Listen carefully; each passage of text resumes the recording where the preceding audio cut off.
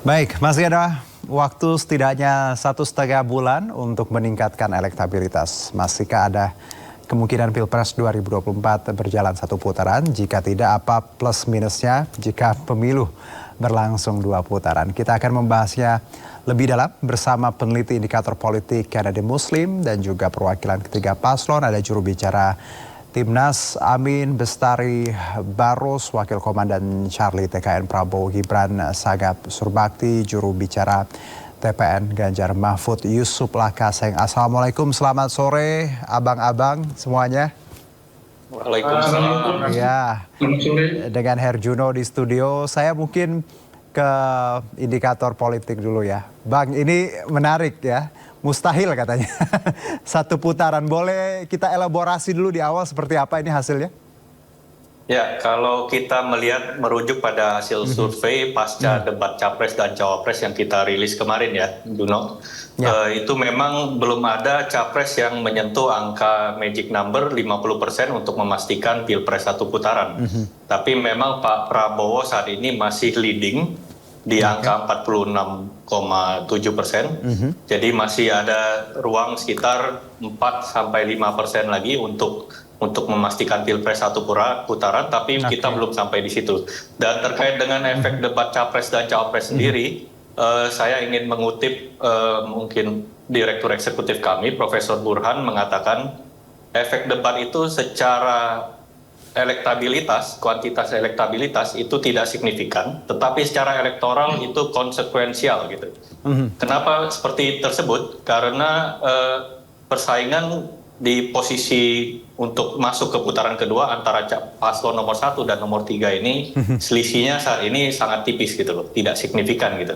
Jadi debat Capres yang efeknya kalau kita merujuk pada hasil survei kemarin memang itu rentang pergerakan elektabilitas calon sangat minim ya, dinamikanya itu hanya 1-2%, tapi kan masih ada tiga debat lagi ke depannya. Jadi kita asumsikan pergerakan itu di angka 3-5% untuk masing-masing kandidat karena efek debat Capres, baik itu efek positif maupun efek negatif, itu sangat konsekuensial untuk bagi paslon 2 bagaimana itu memastikan kemenangan menjadi satu putaran, tapi bagi paslon 1 dan 3 itu bagaimana memastikan siapa yang akan masuk ke putaran kedua. Itu yang saya sebut tadi, secara angka itu tidak signifikan karena hanya berkisar antara 1-3, paling maksimal mungkin 5% efek dari debat, tapi secara elektoral kompetisi elektoral yang terekam dalam survei hari ini itu sangat punya konsekuensi yang besar secara elektoral, karena ini akan menentukan apakah Pilpres berlangsung satu putaran dan juga siapa yang akan masuk putaran kedua jika Pilpres berlangsung 2 putaran. Baik, tapi tadi ya Bang Kennedy bahwa untuk survei yang kita dapat yang paling baru ini untuk satu putaran kayak masih belum ada seperti itu ya. Mungkin ya lagi-lagi dinamikanya masih terus berlangsung kan, tapi kita bisa lihat nanti ke depannya seperti apa. Baik, saya ke Bang Yusuf Lakaseng terlebih dahulu. Bang Yusuf. Ya, Juno. Ya, ini menarik bahwa ada ya perkiraan lah seperti itu, survei bagaimana bahwa Pilpres nanti mustahil untuk satu putaran, mungkin akan 2 putaran. Tanggapan Anda secara general terlebih dahulu Bang Yusuf. Ya, nyaris sudah bisa dipastikan. Insya Allah Pilpres ini nanti akan 2 putaran. Karena memang sulit sekali untuk satu putaran, sebab ada 3 pasangan kan. Kemudian yang memang unggul sekarang ini kalau dilihat dari kacamata survei atau potret survei adalah pasangan Prabowo Gibran. Tapi itu kan stagnan terus di angka 40-an%. Jadi menurut saya sih tidak mungkin, kecuali ada kecurangan yang sangat masif ya, struktural, masif ya, sistematis, ya, baru kemudian ada kemungkinannya satu putaran. Kalau kita lihat kan pasangan Prabowo Gibran, kalau dilihat klaim mereka adalah mereka keberlanjutan, percepatan dan penyempurnaan. Menurut saya justru dalam program yang mereka unggulkan itu sama sekali bertolak belakang dengan klaim itu. Misalnya soal makan gratis, itu kan dananya setahun 450 triliun ya. mau melanjutkan Jokowi itu artinya akan ada program Jokowi yang akan hilang dengan diganti dengan program makan siang itu, logisnya gitu ya, karena anggarannya gede banget kan. Mungkin nambahin program tapi anggarannya nggak ditambah, dari mana tuh logikanya, rasionalitasnya. Nah kemudian juga performa debat mereka juga tidak mengesankan ya. Sebelumnya Gibran misalnya orang anggap tampil lancar, tapi banyak salahnya ya. Kemudian dilihat agak songong gitu ya, melempar pertanyaan yang sengaja menjebak Caimin dan Pak Mahfud. Jadi menurut saya sangat tidak rasional kalau ini langsung satu putaran dimenangkan oleh salah satu pasangan calon ya. Yang paling mungkin adalah 2 putaran, dan menurut saya ketika putaran kedua disitulah pertarungan pilpres sesungguhnya. Oke, baik, saya ke Bang Sangap Surbakti. Bang Sangap. Ya, boleh Bang, silakan ada tambahan terkait ini. Ya, kalau kita melihat survei dilakukan oleh indikator sebelum ini, itu kan mereka surveinya tetap muka. Baik. Kalau ini kan telepon, itu justru 2 hal yang berbeda hasilnya. Nah, dengan survei telepon saja, kami ini ada peningkatan. Bagaimana dengan tatap muka, apalagi dengan pasca debat Cawapres kemarin. Nah, kalau kami melihat juga patokannya Kompas sama SCMC, bahkan kami sesungguhnya sangat yakin sudah 50%. Karena kalau kita lihat pakai data Kompas ya, data Kompas itu kan sampai hari ini Gibran itu mendapatkan 39,40%. Nah, 39,4% itu asumsinya pemilih yang menggunakan hak pilihnya itu 75%. Nah, jadi kalau kita pakai nilai matematis 39,4 dibagi 75% kali 100%, sesungguhnya kami sudah mendapatkan suara 52,53%. Jadi kami sangat optimis. Baik. Jadi ini masih ada debat 3 kali lagi, lalu masih ada pasti rilis-rilis yang akan dikeluarkan oleh survei-survei yang lain. Jadi kami sangat yakin dengan data ini, walaupun hasil indikator yang terakhir itu kan surveinya telepon, bukan tatap muka. Begitu. Oke, menarik ya. Masing-masing punya optimisme yang berbeda. Kalau saya mungkin sekarang ke timnya Amin dulu, ada Bang Muhammad Iqbal ternyata ya. Bang Muhammad Iqbal, Assalamualaikum. Ya, kalau dari Amin sendiri, bagaimana? Ya, dari Amin sendiri, bagaimana Anda melihat bahwa ada yang optimis 1 putaran, ada juga yang masih nampaknya harus 2 putaran. Kalau dari Amin seperti apa?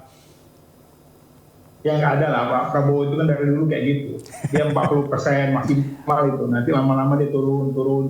Baik. Dulu Pak Prabowo waktu 2019 itu udah sampai ada yang ngasih 44%, tapi tetap kalah juga. Jadi memang Pak Prabowo ini modelnya adalah pelari cepat dia. Jadi di akhir-akhir dia akan yang menang itu adalah siapa yang pelari maraton. Oke, barusan CICS juga merilis survei bahwa peringkat kedua sudah pasangan Amin di angka 26%. Jadi sebenarnya Arya Pananda juga sudah mengatakan bahwa tidak mungkin sulit untuk terjadi 1 putaran. Jadi memang profesor survei itu ya Burhanuddin Muhtadi, sahabat saya ini. Jadi dan dia selalu valid setiap pemilu. Jadi memang prediksinya Bung Burhan ini memang kami meyakini bahwa memang tidak mungkin 1 putaran. Karena elektabilitas Amin juga terus naik, dan swing voter juga ini juga menjadi salah satu pertimbangan. Undecided voters ya, orang-orang yang memutuskan juga banyak. Ya, jadi memang kehadiran Gibran saya kira tidak terlalu signifikan. Ya, Pak Prabowo survei dari dulu memang di angka 40% aja udah, begitu aja itu. Jadi kehadiran Gibran harusnya kan 60% harusnya, tapi enggak gitu.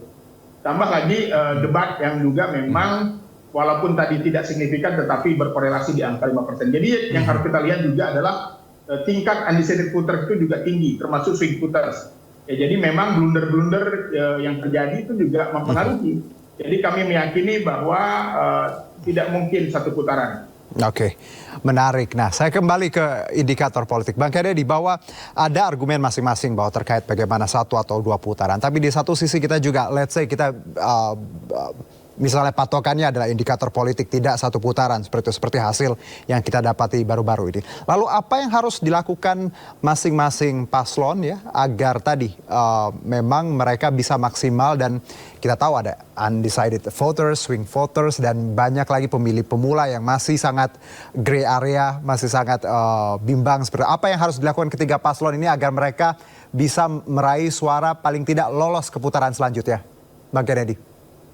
Ya, saya sih melihatnya ada dua faktor penting ya yang mungkin sangat mempengaruhi dinamika elektoral ke depan gitu terkait tiga paslon ini gitu.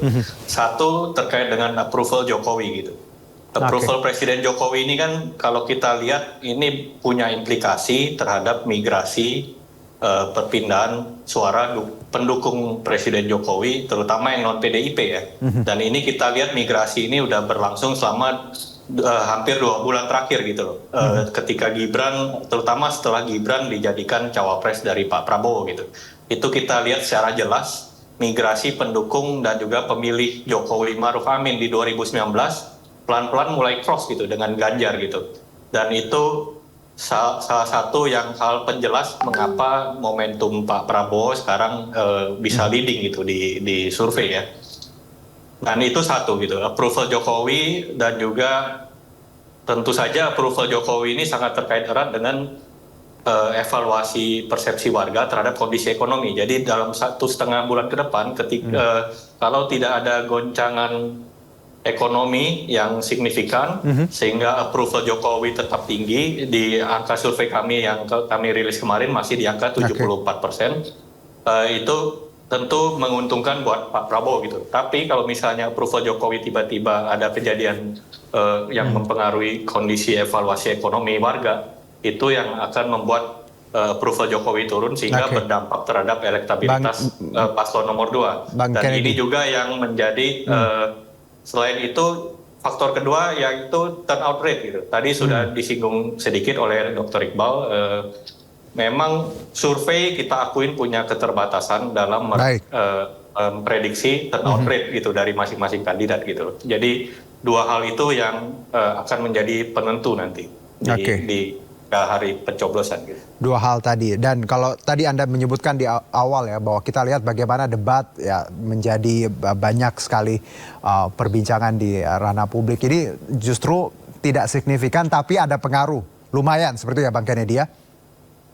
Ya, debat mungkin hanya berpengaruh terhadap orang yang belum mantap ya pilihannya. Dan menurut survei kita ada sekitar 13 hingga 23% di masing-masing pendukung calon yang menyatakan belum mantap terhadap pilihannya. Mungkin debat punya pengaruh terhadap mereka gitu. Tapi secara agregat rentang elektabilitas, dinamika elektabilitas karena debat, saya sendiri pribadi masih meragukan itu bisa signifikan gitu loh. Baik, make sense. Karena ketika kita let's say jatuh cinta ya, apapun yang orang yang kita cintai bilang pasti kita akan setuju seperti itu. Itu pun yang mungkin bisa kita relasikan dengan debat yang kita dapati beberapa kali ini. Saya ke Bang Yusuf. Bang Yusuf, bahwa masih banyak kesempatan, dinamika terus berubah, dan saya percaya bahwa ketika kita bicara survei itu yang terjadi hari ini bisa saja besok sangat berbeda. Bang Yusuf, Ya. Oke. Kalau dari Ganjar Mahfud sendiri, kita tahu Ganjar Mahfud kekuatannya juga tidak bisa diremehkan. Apa yang mungkin Anda ingin sampaikan kepada banyak sekali undecided voters, swing voters di luar sana, pemilih pemula, Bang Yusuf? Ya kalau saya lihat, ini kita diskusi hasil survei indikator ya. Kalau saya lihat survei indikator yang terbaru ini kan justru ada tren kenaikan, walaupun tidak terlalu besar, tapi ada tren kenaikan bagi Ganjar Mahfud. Saya kira itu adalah peluang untuk berada di putaran kedua. Dan menurut saya ada beberapa hal keunggulan Ganjar Mahfud. Yang pertama, secara track record, menurut saya ini adalah pasangan yang paling berpengalaman, paling berprestasi, dan paling berintegritas ya. Yang kedua adalah, ini adalah pasangan yang programnya sangat menguntungkan rakyat. Bayangkan saja, anggaran makan gratis sama dengan 21 anggaran unggulan Ganjar Mahfud. Jadi sudah kelihatan keunggulan di situ. Yang berikutnya adalah, kita lihat ya, kalau soal melanjutkan Jokowi ini bagi pemilih yang masih terilusi dengan gemoy-gemoyan, itu harus lihat betul bahwa pemimpin negara itu adalah bukan soal gimmick, tapi soal kapasitas, soal kemampuan, soal kesamaan gaya dan program serta historical, ya. Dan menurut saya Ganjar adalah paling pas secara genetik politik dengan Jokowi, walaupun memang sebelumnya dalam peristiwa MK kita kritik keras, tapi menurut saya itulah politik rasional. Kalau melenceng kita kritik. Tapi dalam komitmen melanjutkan, saya kira menurut saya Ganjar lah yang paling genuine, yang paling orisinal, bisa melanjutkan semua program-program baik dari Pak Jokowi. Dan Pak Mahfud lah juga figur yang paling bisa mengoreksi, memperbaiki, menyempurnakan yang masih kurang dari program-program pemerintahan Jokowi, soal pembangunan hukum, soal pemberantasan korupsi, soal peningkatan kualitas demokrasi. Saya kira pasangan ini menjadi solusi, gitu.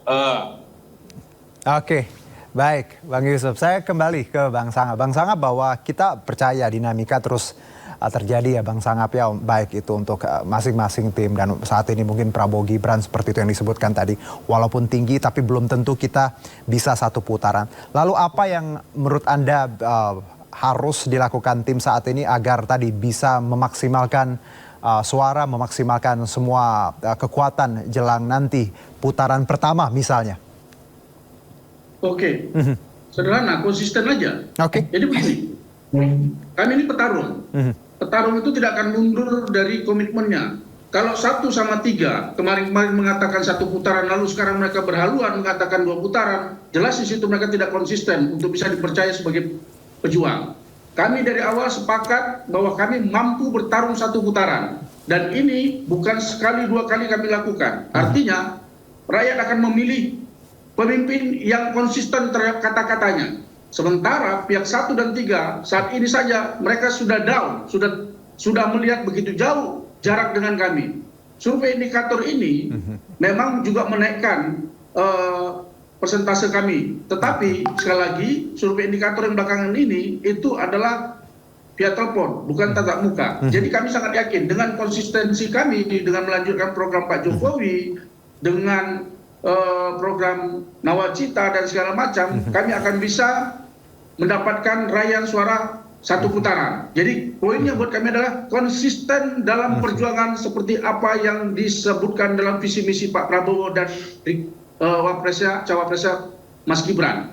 Terima kasih. Baik, konsistensi ya Bang Sangap ya tadi yang ditekankan kalau dari Prabowo Gibran. Saya ke Bang Iqbal. Bang Iqbal, Amin tentunya ini juga kekuatannya luar biasa ya. Masing-masing saya yakin punya strength-nya. Nah, kalau kita lihat elektabilitas, strength juga. Bagaimana Anda meyakinkan bahwa tadi untuk 1 putaran kita mungkin tidak akan, tapi akan ada 2 putaran. Bagaimana Anda meyakinkan para undecided voters, swing voters ini agar Amin juga bisa punya tenaga di nanti putaran pertama ataupun kedua?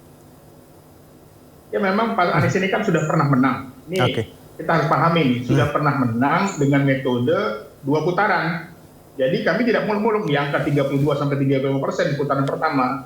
Ini pernah kita lakukan di Jakarta. Jadi memang kalau pernah menang itu rasanya beda memang. Karena Pak Prabowo belum pernah menang masalahnya. Baik. Jadi kami melihat bahwa Mas Ganjar pernah menang, ya kan. Jadi kami merasakan aura 2 putaran itu memang terasa. Dan memang tahapannya begitu kalau mau menang itu. Karena memang di pengalaman Mas Anies mengalahkan Ahok, sejak awal semua survei Ahok sampai 40%. Tapi di akhir, di putaran kedua, Mas Anies bisa mengalahkan Ahok. Jadi sudah ada pengalaman. Kita ini bukan sekedar argumen, tapi ini memang pada faktanya cerita ini pernah sudah ada. Pengalaman ini sudah ada. Dan persis kejadiannya. Jadi memang kami melihat ya bahwa survei-survei terbaru tadi barusan saja CSIS juga mengungkap bahwa undecided voter ini yang sangat menentukan, dan mereka menonton debat, mereka melihat dari kesalahan, dan tentu saja yang terpenting adalah masalah masyarakat yang tentu saja semakin hari semakin menyadari tentang pentingnya pemimpin yang berkualitas. Baik, Bang Iqbal, tapi kalau kita bicara waktu 1,5 bulan yang tersisa, apakah semua kemungkinan dapat terjadi dari sudut pandang Amin sendiri?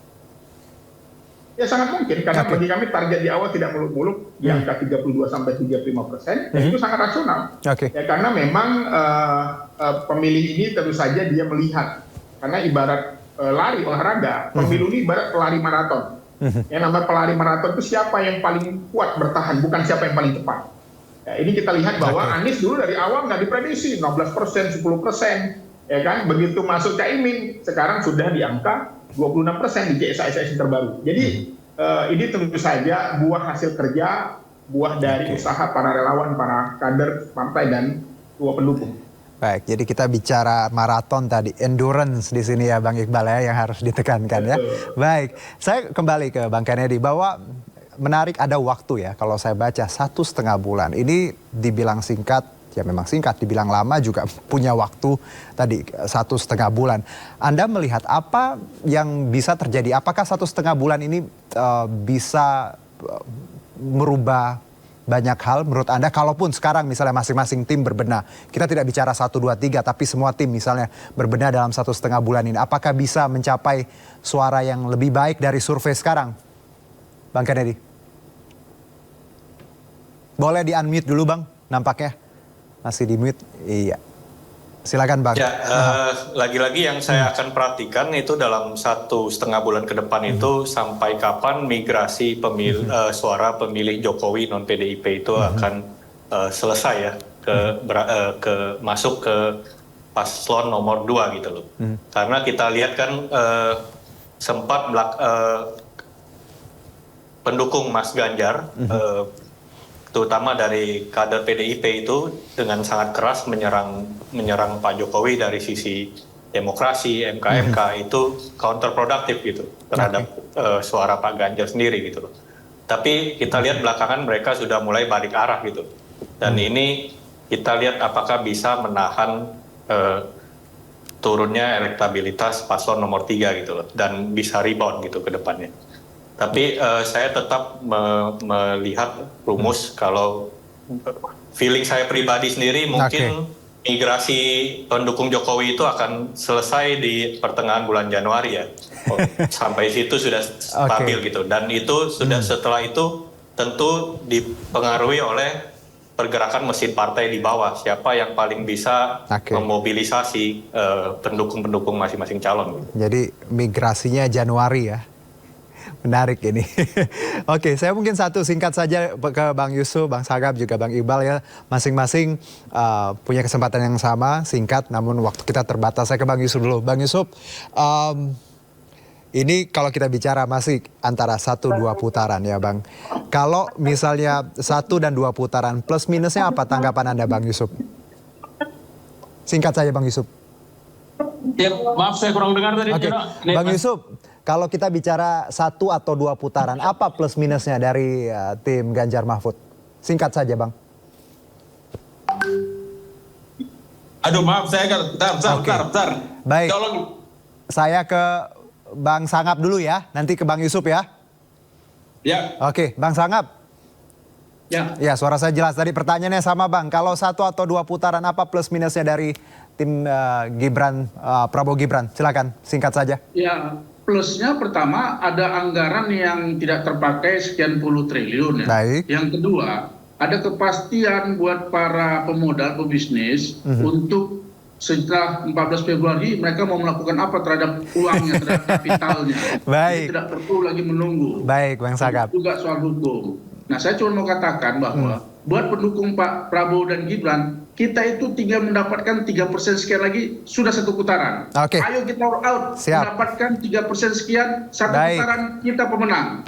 Baik Bang Sangap, saya lanjut ke Bang Iqbal. Bang Iqbal, 1-2 putaran apa plus minusnya dari Amin sendiri, pendapatnya?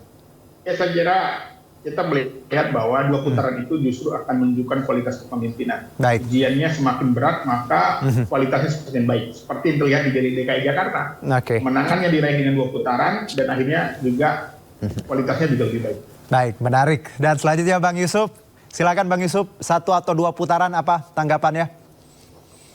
Ya 1 atau 2 putaran itu kan kehendak rakyat ya. Kita akan lihat nanti. Tapi kita lihat dari kecenderungannya, dengan 3 pasangan dan waktu tinggal 1 bulan lebih sedikit lagi, kemudian tidak ada hal yang signifikan berubah. Menurut saya ini akan tetap 2 putaran ya. kelebihannya kalau 2 putaran, saya kira rakyat akan disajikan babak final yang lebih seru lagi, akan lebih terlihat lagi sejauh mana kemampuan para kandidat ini. Karena saya khawatirkan jangan sampai masyarakat kita, karena pemilihnya banyak anak muda, ya dia masih terilusi dengan gimmick-gimmick yang sesungguhnya bukan hal substansial yang dibutuhkan oleh seorang pemimpin untuk memimpin Indonesia dengan rakyatnya yang begitu besar dan tantangannya juga begitu banyak. Jadi memang saya kira makin 2 putaran makin baik buat kualitas demokrasi kita. Bagi rakyat sendiri, mereka akan melihat pemimpinnya. Terima kasih Bang Yusuf.